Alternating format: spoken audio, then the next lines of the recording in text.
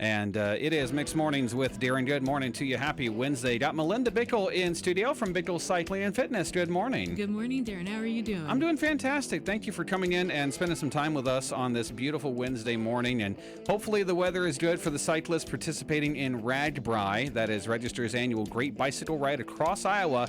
And it's going to be in Mount Pleasant on Friday and then Burlington on Saturday. And you know a thing or two about bicycles, so I figured a good time to talk to you about that. It's kind of our thing. It's our specialty. Now, you got some family members involved too, right? I do, yep. I've got my husband and son are riding, and then our daughter is helping out with Bike Burlington's campsites, setting up tents and all. They're having a great time. Last I heard, 9,000 cyclists or something like that? Actually, upwards of 22,000. 22,000, holy cow. So just a few more. Just a few more. So downtown Burlington is going to be really busy. So for anyone who's interested, it's a rolling festival of bicycles, music, food, camaraderie, and you can just join on? You can. There will be people hop on. I would definitely encourage you, especially that last day because it's local here, to get a day pass with the registrar. You can do that. Just a lot of people put a lot of effort into it, and that way, if you need any support, you have extra folks looking out for you. But one thing I want to talk with you about with people jumping on is just some best practices. Keep it safe and fun for everyone. All right. Well, let's get into that. So let's say that I get the itch. I've got my cycling outfit on. I got my helmet. I got my bike. What do I do? Very good. So first and foremost, you want to make sure the bike is operational. Yeah. So besides making sure those tires are aired up, you want to make sure everything's smoothly operating. So is that chain, really clunking along, or is it nice and smooth? So that can easily get, lubed up there. The biggest thing is brakes. Last thing you want to find out is your brakes aren't working when you're around. A lot of hills in Iowa. And that last day will be pretty flat. It'll be the flattest and shortest day of the route. So again, reason why I think more people might be inclined to participate. It's a really nice little section there. But yeah, you just want to make sure that if you're pulling on those brakes and they're not moving, that's not good. That's a problem. But if you're pulling on, they're coming all the way back to your handlebars. That's not good either. It's also a problem. Yeah. So you definitely want to make sure that works, as my father-in-law would say, brakes that stop, gears that shift. So those are fundamentals right there. Now, there is a helmet. That's not foolishness whatsoever. That's just being smart. And helmets have come a long ways too. So if you haven't, looked at your helmet in a while, they do kind of break down over time just with weathering, let alone if they've been dropped a few times and have some good little, notches missing, it might be wise to get that replaced. And helmet tech has really evolved over the years, or most recently, where it's very lightweight, very lots of cooling, venting options through it, and then also a material now that really absorbs and disperses an impact, and really offering greater protection to your head. So a helmet, very, very wise as well.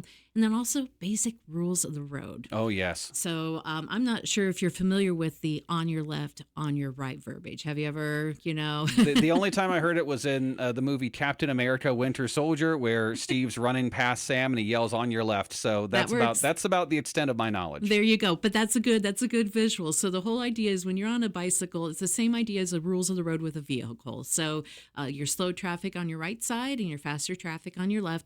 But again, it's not a race. That's the biggest thing. If you think you can get on this and just, I'm going to win RAGBRAI. Yeah. Yeah. And that's the whole thing about RAGBRAI too. It's not a race. You're enjoying the experience, the conversation, because you don't have windows like a vehicle. Sure. You're on a bike. And so it's just kind of turn your head and, well, where are you from? And how many RAGBRAIs have you been on? And like I said, people are from all over the world. Last year I was riding by a couple of guys and I had like everything self-contained. And, well, where are you guys from? There's a pause and then a very thick German accent. I'm like, definitely not from the States. Very cool. Nice. Yeah. So, but on your left, basically you try not to pass on the right, but if somebody's in the very middle and you kind of need to get over, just say, hey, on your left, on your right, and pass. And that way people know that you're coming around. There's no surprise there. So those are just some basic things to consider. Okay. Also, the road will be blocked off to traffic. Yes. So you're not having to share the road with vehicles. The only vehicles would maybe be on there is if you have, a farmer, somebody has to get off where the route is, or emergency vehicles. But otherwise, it is for cyclists. Yeah, and I should note that on our community calendar at thenewmix.com, we do have the RAGBRAI entry there. That includes a link to the website so you can see like what the route is, that kind of thing. Obviously, if you're going to be driving around Mount Pleasant or Burlington Friday or Saturday, you might want to adjust your route a little bit. And so it looks like you were telling me that it's about 6 a.m. is as early as some of these cyclists could show up in Burlington. Some of these people get up real early and just come right in. And being the last day, the charters in particular, they have to get everyone together and get out. So this is local for us, so we don't think about the fact that people are having to go home many, many, many miles and states From all away. directions, yeah. You got it. So most of those charters have a call time about 1, 2 o'clock in the afternoon. So I would say the bulk of riders coming through will kind of 9, 10 to noon definitely will be a height of activity downtown. Okay, all right. Anything else about being involved with RAGBRAI that maybe was a surprise to you when you first got involved with it?